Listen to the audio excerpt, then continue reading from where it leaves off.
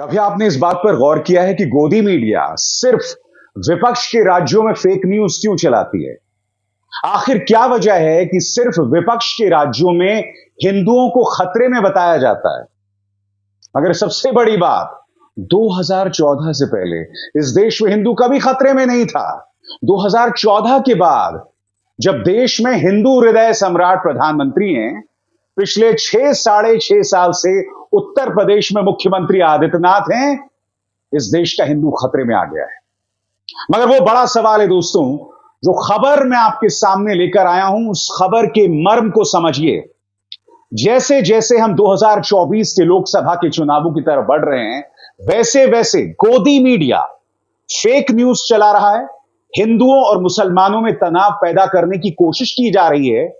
हिंदुओं को खतरे में बताया जा रहा है ताकि वो हिंदू डर के किस पॉलिटिकल पार्टी के पक्ष में वोट करे। आप समझदार हैं दोस्तों। मैं आपको बतलाना चाहता हूं, आपकी स्क्रीन पर इंडिया टीवी और एबीपी न्यूज दोनों ने दरभंगा को लेकर एक झूठी खबर चलाई। इंडिया टीवी ने यह खबर चलाई दोस्तों कि किस तरह से मुसलमानों ने एक मंदिर पर झंडा फहराया और पत्थरबाजी की। यह खबर सरासर झूठी थी। और जैसे ही दरभंगा पुलिस ने उनसे सवाल किए, इन कायरों ने उस ट्वीट को डिलीट कर दिया, उस खबर को हटा दिया। दोस्तों, यह वो खबर है जो वो चला रहे थे। इस वीडियो में देखिए, यह वो वीडियो है जिसे इंडिया टीवी चला रहा था। अब दरभंगा पुलिस ने जब एक करारा तमाचा मारा है इनको, तब देखिए इन्होंने उस खबर को डिलीट कर दिया, खबर को ही हटा दिया। हकीकत क्या है दोस्तों, मैं आपको पढ़ के सुनाना चाहता हूं दरभंगा पुलिस का बयान आपके सामने। India TV reported false and misleading news. किसी के द्वारा मंदिर पर ना तो झंडा निशान लगाया गया और ना ही मंदिर पर पथराव किया गया। कुछ असामाजिक तत्वों द्वारा चल रही शांति समिति की बैठक और उसमें लिए गए निर्णय की अवहेलना करते हुए हंगामा प्रारंभ किया गया। स्थिति नियंत्रण में है। आगे क्या कहती है दरभंगा पुलिस? आप सभी से अनुरोध है, अफवाहों से दूर रहें, आपसी सद्भाव बनाए रखें, असामाजिक तत्वों की पहचान करने में सहायता करें। घटना स्थल पर पर्याप्त बल व दंडाधिकारी प्रतिनियुक्त किए गए हैं। असामाजिक तत्वों की पहचान कर प्राथमिकी दर्ज किए जाने की कार्रवाई की जा रही है। जल्द से जल्द इनकी गिरफ्तारी की जाएगी, उन तमाम असामाजिक तत्वों की। मगर मुद्दा यह है कि ना मंदिर पर निशान फहराया गया, ना झंडा फहराया गया और ना मुसलमानों ने मंदिर पर पथराव किया। मगर इंडिया टीवी झूठी खबर चला रही है। और उससे भी ज्यादा भड़काऊ काम एबीपी न्यूज ने किया है दोस्तों। एबीपी न्यूज खबर यह चला रही है कि वहां पर गोलीबारी हुई। दरभंगा पुलिस क्या कहती है, उनकी खबर का हवाला देते हुए, खबर एबीपी न्यूज की यह है और उस पर क्या कह रहा है दरभंगा पुलिस। यही बात एबीपी न्यूज बिहार के लिए भी है।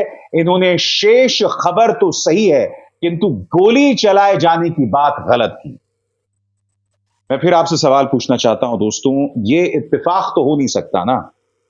आखिर क्या वजह है कि बिहार को लेकर लगातार फेक न्यूज चलाई जा रही है दोस्तों? याद कीजिए, इनका एक यूट्यूबर होता था भारतीय जनता पार्टी का खास।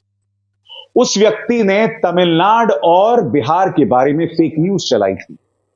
और वो फेक न्यूज क्या थी? वो फेक न्यूज ये थी कि बिहार के करीब 12 मजदूरों को तमिलनाडु में मौत के घाट उतार दिया गया। यह किया था उस फेक यूट्यूबर ने। उस पर उसके बाद राष्ट्रीय सुरक्षा एक्ट लगा दिया गया। और ये वो यूट्यूबर था दोस्तों जिसे भारतीय जनता पार्टी की शह मिल रही थी और लगातार झूठी खबरें चलाई जा रही। याद कीजिए, बिहार में रामनवमी के जब दंगे हुए थे, उन दंगों के पीछे भी फेक न्यूज थी। बजरंग दल का कार्यकर्ता आखिरकार गिरफ्तार किया गया। यानी फेक न्यूज के सहारे इन्होंने लगभग दंगे करा दिए। और याद कीजिए, जब से नीतीश कुमार ने भारतीय जनता पार्टी का हाथ मिलाया था, याद कीजिए, मंत्री भाजपा सांसद अश्विनी चौबे का बेटा जो है वो बाकायदा यात्राएं निकाल रहा था बिहार के अंदर, जबकि सरकार आपकी अपनी थी। गिरिराज सिंह माहौल को भड़काने के लिए लगातार बयान दिया करते थे, जबकि आपकी साझा सरकार नीतीश कुमार के साथ उस वक्त थी। यानी कि बीजेपी जैसे ही सीन में आई थी, वैसे ही इन्होंने बिहार के अंदर दंगे भड़काने की कोशिश शुरू कर दी थी। इसी तरह से याद कीजिए, महाराष्ट्र में इनकी हालत कमजोर थी। सत्ता में ये लोग आ गए थे चोर दरवाजे से, ईडी की मदद से, मगर फिर टी राजा सिंह को महाराष्ट्र में लाया जाता है। वो व्यक्ति, ये टी राजा सिंह, गली गली घूमकर भड़काऊ बयान देता है, मुसलमानों को मां बहन की गालियां बकता है। नतीजा यह होता है कि कोल्हापुर में दंगे जैसे हालात हो जाते हैं, धारा 144 लगानी पड़ती है। कहां? महाराष्ट्र देश की जो आर्थिक नब्ज है। खेला समझिए दोस्तों, जहां जहां ये कमजोर हैं वहां वहां हिंदू मुस्लिम किया जा रहा है। कभी इनके नेता दंगा भड़काने के लिए आते हैं, कभी फेक न्यूज चलाई जाती है। क्यों? इस फेक न्यूज से क्या सिर्फ मुसलमानों को नुकसान होगा? क्या माइनॉरिटीज को नुकसान होगा? क्या हिंदू इसकी चपेट में नहीं आएगा? क्या तुम्हें इस देश के हिंदू की परवाह बिल्कुल भी नहीं है? और सबसे बड़ी बात, इस देश का हिंदू जो 80% है, उसे भारतीय जनता पार्टी भड़काऊ और डरपोक क्यों बना देना चाहती है? क्यों इस तरह की खबरें फैलाई जाती है? मैं आपसे पूछना चाहता हूं। विपक्ष के राज्यों में लगातार हालात को बद से बदतर किए जाने की कोशिश की जाती है, लगातार की जाती है दोस्तों। मगर मजाल है भारतीय जनता पार्टी के किसी राज्य पे सवाल किया जाए। आपके सामने मणिपुर की मिसाल है। 77 दिनों बाद प्रधानमंत्री मुंह खोलते हैं, मगर उसके जरिए भी पूरे मुद्दे को एक नया डायरेक्शन दे दिया जाता है गोदी मीडिया में। मणिपुर की अब कोई बात नहीं कर रहा है, लोग बात कर रहे हैं राजस्थान, छत्तीसगढ़, पश्चिम बंगाल की, जहां की सरकारों ने त्वरित कार्रवाई की। कुछ मामलों में तो एबीवीपी के लोग निकले बलात्कारी, मगर मुद्दे को भटका दिया गया। भाजपा के किसी भी राज्य के बारे में मजाल है कोई सवाल कर ले। इस देश में गुजरात को मॉडल राज्य का दर्जा दिया जाता है। ये तस्वीरें देख रहे हैं आप, गुजरात में बाढ़ जैसे हालात हैं, बुरे हालात हैं। अब मैं आपको एक वीडियो दिखाना चाहता हूं दोस्तों। वीडियो है जूनागढ़ का, मानो प्रलय आ गई है।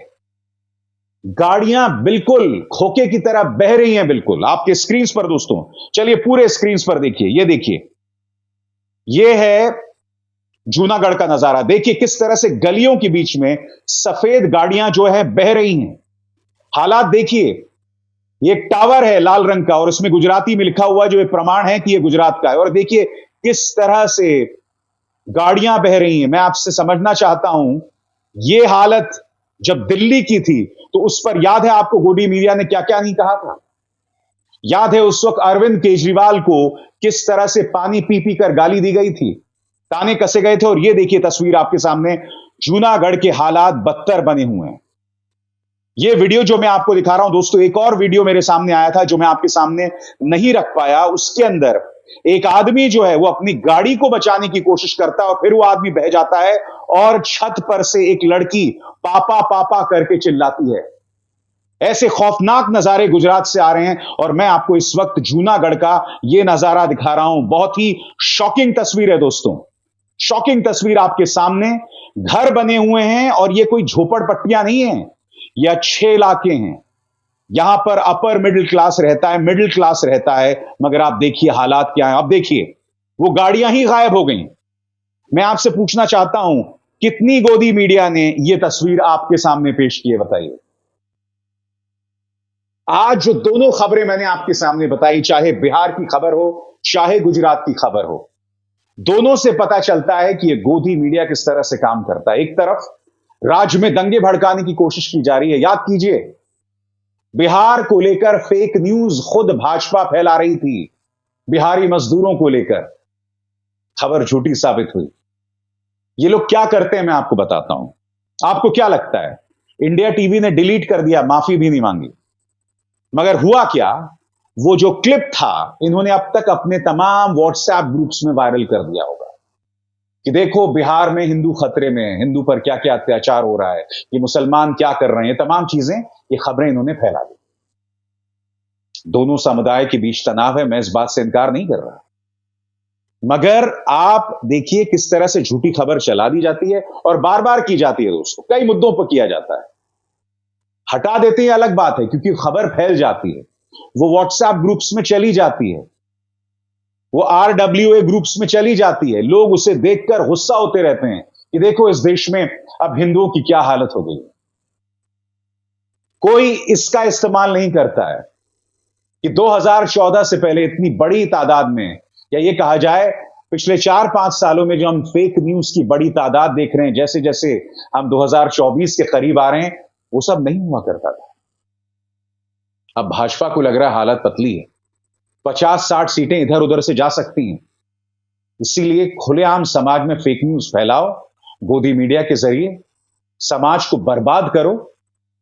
ये जो दो रुपल्ली एंकर्स और पत्रकार और एडिटर्स बैठे हैं न्यूज चैनल्स पे, इनके बच्चे नहीं हैं, इनके परिवार नहीं हैं, इनके बुजुर्ग मां बाप नहीं है, जो ये लोग हमारे समाज को दंगाई बनाना चाहते हैं।